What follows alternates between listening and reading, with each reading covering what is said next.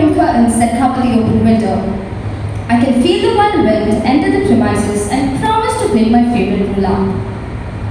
I can see the black guitar, which I always thought was too big for my hands.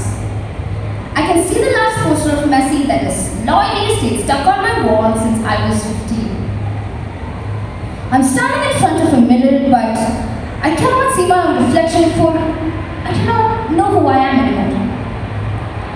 Tiny braids in my long blonde hair fly out the back window of the car. I wave at the passerby and smile dreamily to behave like I'm in a movie. That day, at age 6, I told my father that I wanted to be an actress.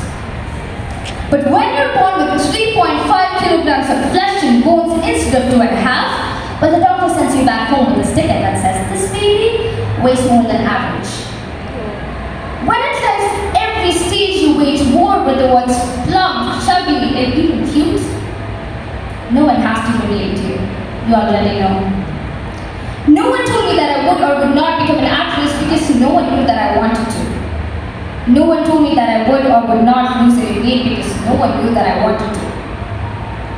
And one night, standing in front of the very same mirror with skin that screamed that I want to be on the big screen, little by little, I ripped it apart. Until the layer that wanted to act fell out and was flushed down the drain. I was 12 years old when I said I wanted to change the world, but someone told me that the world was too large and I was too little.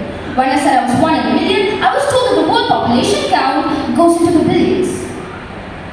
And I didn't fight. I just went to prove them right because that night I cried. Until my second layer was shred to pieces. It's funny how you can do so many layers and still not lose any weight. When I wanted to sing and dance and see the world, I was pushed into a college that only taught you how to make money, and instead of using that as an opportunity to do both, I shed.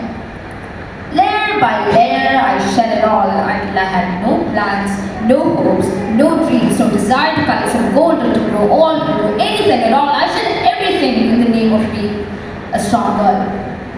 Even my tears were only trying to tell me the truth. Until one day, opportunity knocked on my door. It waited and waited.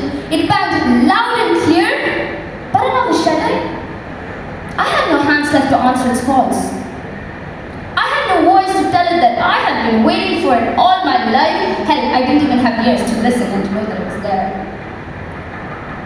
The human mind is a funny place.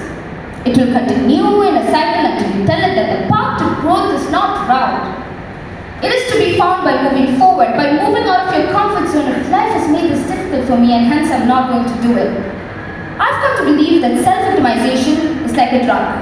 Your mind lures you into giving up everything and then makes you believe you had nothing. Your constant cries of "why me" sounds like music to your brain, but they're not.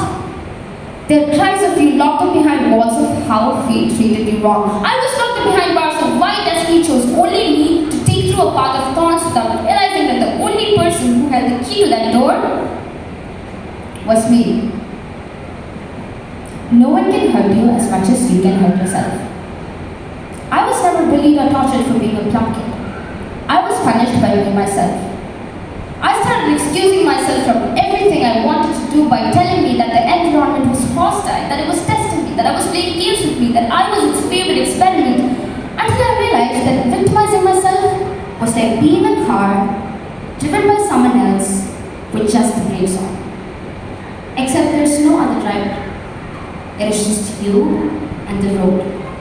And you can choose to keep moving forward or to keep taking U-turns. It is your choice.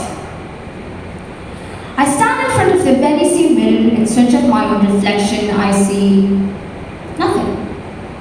Because even though I've realized it, I don't want to pass the old layers back onto my body.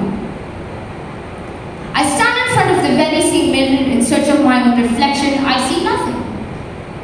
Nothing to blame life for, nothing to go back to, nothing to crib about.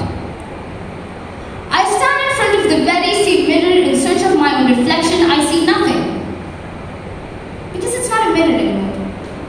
It is the only piece of shattered glass in the world that screams of happiness because it knows that let a little girl broke it, to step out of her mind's cage,